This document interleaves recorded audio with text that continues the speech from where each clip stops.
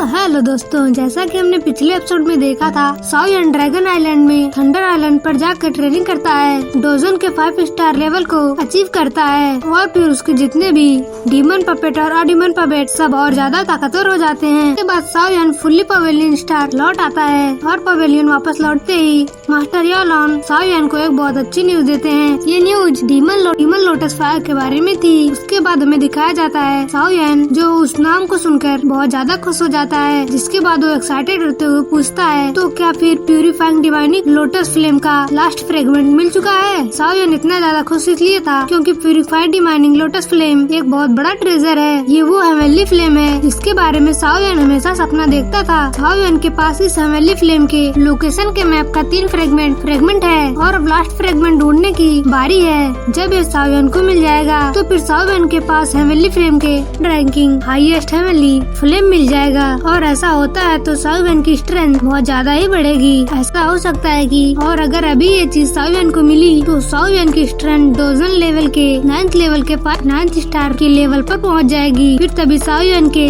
शानदार सपने को याओलॉन तोड़ देता है और फिर कहता है कि साओयन ये इतना सिंपल कैसे हो सकता है। वो लोग एक शांत प्लेस में आ जाते हैं। याओलॉन साओयन के बताते हैं प्यूरिफाइड डिमोनिक लोटस फ्लेम एक बहुत ही मिस्टीरियस फ्लेम है, इतना मिस्टीरियस कि इसको तो मैंने भी अपनी आंखों से नहीं देखा है। साओयन ये बहुत ही बड़ी ब्लेसिंग है कि ये तुम्हारे पास उस हेवनली फ्लेम का 3 फ्रेगमेंट है।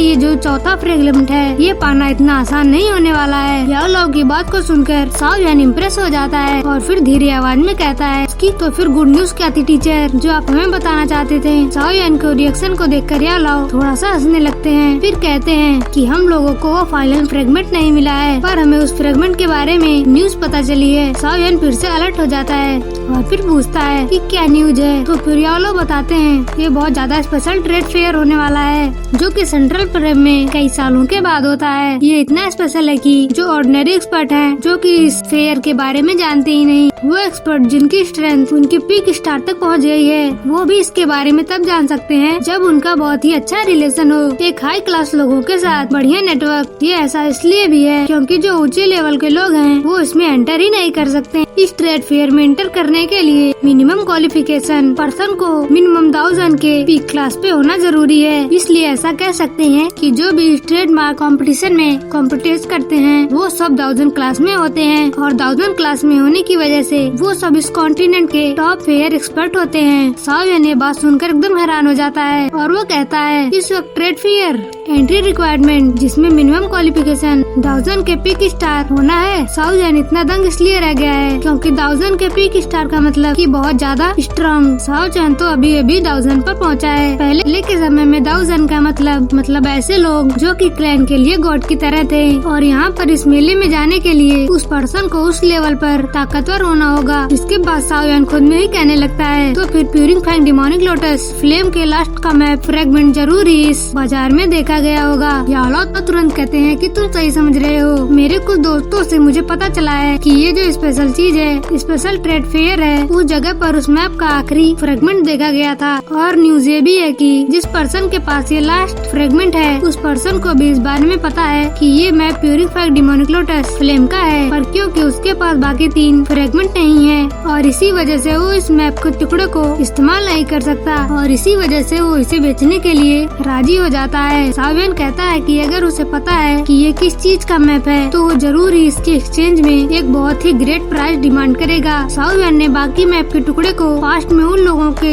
हासिल किया था जिनको इस बारे में कुछ भी नहीं पता था पर यहाँ पर बात पूरी तरह से बदल गई है। याओलॉन फिर से कहते हैं कि हाँ हमारे पास और कोई चारा भी नहीं। उस प्यूरिफाइड डिमोनिक लोटस फ्लेम के मैप के बारे में जो हमें पता चला है वो बस इतना ही है और अगर इस बार हम उसको ग्रैब नहीं कर पाए तो पता नहीं कि हमें उसके बारे में पता भी चल पाएगा। तब साओयन जोश में आ जाता है और कहता है कि ठीक है चाहे कुछ भी हो जाए अगर वो चीज हमें दिख गई तो हर हालत में मैं उसे पाकर कर रहूंगा। साओयन सोचने लगता है कि वो उस प्यूरिफाइड डिमोनिक लोटस को फ्लेम के मैप को बहुत मुश्किल से ढूंढा है और अगर उसे वो प्यूरिफाइड डिमोनिक लोटस मिल जाता है तो उसकी पावर इतनी ज्यादा बढ़ जाएगी। इवन हॉल ऑफ सोल के तियानजुन है उन्हें भी साओयन एक ही थप्पड़ में मार सकता है क्योंकि जब साओयन की स्ट्रेंथ 1000 के पीक पर पहुंचेगी तब साओयन 3 मिस्टर चंद का इस्तेमाल करके पता नहीं किस लेवल पर पहुंचेगा।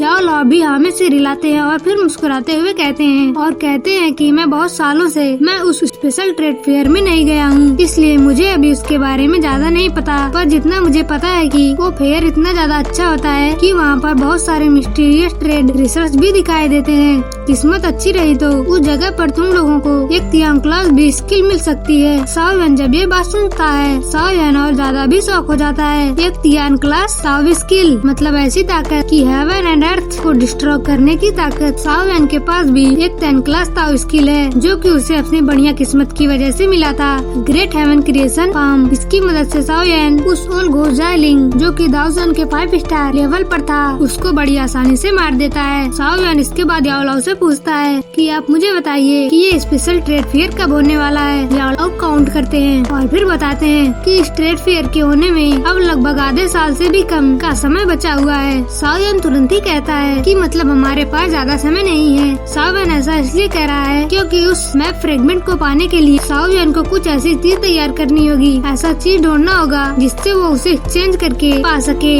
क्योंकि दाओजन क्लास के एक्सपर्ट को अट्रैक्ट करने वाली चीज इतनी आसानी से नहीं मिलती है। ऊपर से यहाँ पर बात तो उस मैप के फाइनल फ्रेगमेंट की हो रही है। फिंग जून भी इसके बाद स्माइल करते हैं और कहते हैं कि हाँ, हमारे पास कोई और रास्ता भी नहीं है। अगर हम लोगों को वो हेवनली फ्लेम चाहिए तो हम लोगों को पूरी ताकत इसके बारे में न्यूज जमा करनी होगी। इसके लिए हमें उन पर्सन को टारगेट करना होगा जिनके पास हेवनली फ्लेम है, और फिर हेवनली फ्लेम का न्यूज है जिनके पास हेवनली फ्लेम है और जिनके पास वो न्यूज है। पता नहीं कि बर्लिंग फ्लेम वैली के अलावा इस तरह का फैक्शन और कौन होगा जो कि हाई नंबर्स में हेवनली फ्लेम पोजेस करता हो। याओलाओ मुस्कुराते हुए कहते हैं कि हाँ, एक फैक्शन है इस सेंट्रल प्लेन में यान क्लैन और फ्रंट क्लैन सबसे ज्यादा हेवनली फ्लेम पोजेस करते हैं। साओ यान हैरान होकर कहता है यान क्लैन, क्योंकि उसने इससे पहले इस जगह का नाम नहीं सुना था। तब मास्टर याओलाओ साओ उनको बताते हैं कि यान क्लैन सेंटर प्लेन के हिडन फैक्शन के 8 एंशिएंट क्लैन में एक हिडन क्लैन है। अगर इसकी स्ट्रेंथ की बात की जाए तो इसकी स्ट्रेंथ तुम्हारी इमेजिनेशन से भी ज्यादा है। यान क्लैन जितना सरफेस से दिखता है वो इतना ज्यादा सिंपल नहीं है। वो तो तुमने सुना ही होगा, सेंट्रल प्लेन को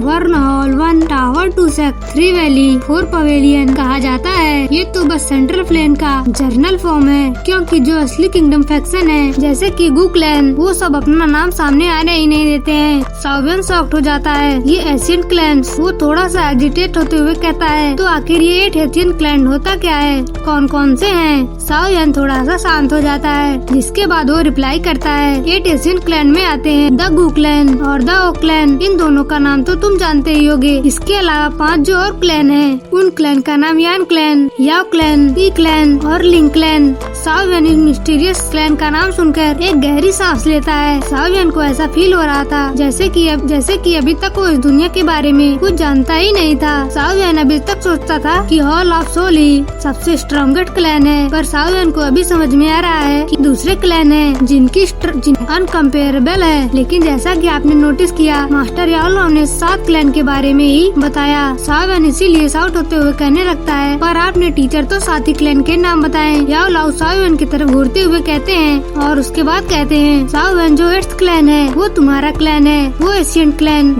जिसे सभी ने बुला दिया साओ क्लैन। और ये सुनकर और ज्यादा अमेज्ड हो जाता है। साओ यान ने कभी नहीं सोचा था कि जो उसका साओ क्लैन है वो इतना भयंकर पास्ट कैरी करता है, और अभी वो एक जमा एम्पायर के छोटी सी जगह में सरवाइव कर रहा है। साओ क्लैन अपनी एशियन टाइम में लेजेंडरी पीपर कोशिश करता था, पर उसकी हालत अब बहुत ज्यादा खराब हो गई है। मास्टर याओलाओ तब साओ यान को बताते हैं तुम्हारा क्लैन यानी कि साओ क्लैन एक दाऊदी प्रोड्यूस कर रहा था, इसलिए तुम्हारा क्लैन भी एक दाऊदी ब्लड लाइन कोशिश करता है। पर अफसोस, जो दाऊदी ब्लड लाइन थी तुम्हारे एंसिस्टर सुआन तक पहुँचते खत्म हो गई। एक दाऊदी ब्लड लाइन बहुत ज्यादा पावरफुल होता है, पर वो हमेशा के लिए नहीं रहता। एक समय आता है जब उसकी ताकत खत्म हो जाती है और उस ब्लड लाइन को प्रिजर्व करके रखना पड़ता है जब तक उस एक नया दाऊदी उस क्लैन में अपीयर न हो जाए। और जब दूसरा दाऊदी अपीयर होता है तब उसकी ब्लड लाइन और उसकी दूसरी ब्लड लाइन की लाइफ एनर्जी से वो क्लैन दोबारा फलता फूलता है। पर क्योंकि साओ क्लैन में तुम्हारे एंसेस्टर दाऊदी के बाद कोई भी ग्रेट दाऊदी नहीं बना, इसी वजह से आज साओ क्लैन की ये हालत हो गई है। साओ सुएन भी जो तुम्हारे क्लैन के one of the best powerful ancestor थे, वो हाफ ही दाऊदू लेवल को अचीव कर पाए थे, और वो भी इसीलिए तुम्हारे क्लैन के डिक्लाइन को नहीं बचा पाए। इसलिए अब तुम्हारे साओ क्लैन के दाऊदी ब्लड लाइन पूरी तरह से वेस्ट हो चुका चुका है, क्योंकि इतने सालों तक मैं तुम्हारे साथ रहा और मैं तुम्हारे अंदर दाऊदी ब्लड लाइन का एक सेल्फलेस अंश भी नहीं देख पाया। आई थिंक तुम भी इस बात से पूरी तरह से अवेयर होगे। साओ वैन हमें अपना सिर हिलाता है। साओ वैन थोड़ा सा उदास हो जाता है और फिर मास्टर श्याओ लाओ साओ वैन के पास आते हैं और उसके शोल्डर को टैप करते हुए कहते हैं, साओ वैन कोई भी बर्डन फील करने की जरूरत नहीं है। तुम्हें एक दाऊदी लेवल अचीव करने के लिए एक दाऊदी ब्लड लाइन की जरूरत नहीं है। तुम्हारे टीचर तुम्हारे ऊपर हमेशा भरोसा रखते थे और आगे भी हमें तुम्हारे ऊपर भरोसा रहेगा। तुम जरूर ही फ्यूचर में अपने दम पर तुम्हारे क्लैन के भूले हुए दाऊदी ब्लड लाइन को जगाओगे। याओ लाओ की बात को सुनकर साओ वैन मुस्कुराने लगता है और थोड़ा सा चुप रह जाता है। अब माहौल शांत हो गया था, लेकिन उसके बाद साओ वैन को कुछ रियलाइज होता है और फिर साओ वैन याओ लाओ की तरफ देखते हुए कहता है, पर टीचर आप उन्हें 8 एशियन क्लैन के बारे में इतने अच्छे से कैसे मालूम है? लेकिन आपने ही तो कहा था कि कोई भी ऑर्डिनरी पर्सन इस तरह की इन्फॉर्मेशन को पा नहीं सकता है ना? साओ वैन इसीलिए ऐसा कह रहा है कि साओ वैन ने एक चीज नोटिस किया, उन एशियन क्लैन में से एक क्लैन का नाम याओ क्लैन है और मास्टर याओ लाओ का नाम भी याओ लाओ है। याओ लाओ भी समझ जाता है कि साओ वैन ओवर पॉइंट कर रहा है। फिर याओ लाओ हंसने लगते हैं और कहते हैं कि लिटिल फेलो कि तुम बहुत ज्यादा तेज हो गए हो। हाँ, तुमने बिल्कुल सही गेस किया। साओ वैन कहता है, तो क्या टीचर वो याओ क्लैन से रिलेटेड है? याओ लाओ थोड़ी देर के लिए शांत हो जाते हैं, उसके बाद एक स्माइल के साथ कहते हैं कि हाँ, मैं याओ क्लैन का मेंबर हूँ, पर वो मेंबर जो उस क्लैन ने पहले ही छोड़ दिया है।